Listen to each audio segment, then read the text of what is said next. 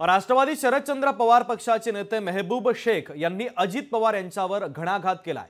ज्यांना 20 वर्ष दूध पाजलं तेच साप शरद पवारांना डसले असा उल्लेख करत त्यांनी टोलेबाजी केली आहे। शिवसंकल्प यात्रेतून मेहबूब शेख यांनी हल्लाबोल केलाय। तुम्ही जनतेचा अपमान केलाय, जनसन्मान यात्रा कसली काढता असा हल्लाबोल देखील मेहबूब शेख यांनी अजित पवार यांच्यावर केलेला आहे। बारामतीच्या पराभवातून लाडकी बहीण योजना सुचली असं मेहबूब शेख यांनी म्हणत टोलेबाजी केली आहे। लाडकी बायको नसते तर बहीण असते हे बारामतीकरांनी दाखवून दिलं असंही मेहबूब शेख यांनी म्हटलंय।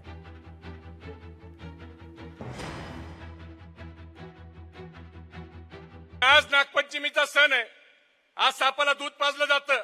एकच दिवस सापाला दूध पाजायचा असतो, पण पवार साहेबांनी ज्या सापांना 20-20 वर्ष दूध पाजलं त्या सापांनी ज्यावेळेला पवार साहेबाला गरज होती त्यावेळेला पवार साहेबावर फणा काढून पवार साहेबाला डसण्याचं काम केलं।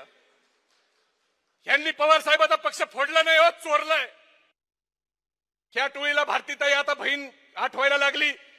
याचं कारण आहे यांना बहिणीचं महत्वच माहित नव्हतं, पण बारामतीच्या स्वाभिमानाने जनतेने दाखवून दिलं की लाडकी बायको नसती, लाडकी बहीणच असते। आणि मग ह्यांना बहिणीचं त्या ठिकाणी महत्व कळायला लागले। लोकशाही मराठी ऐका, पहा, जागरूक रहा।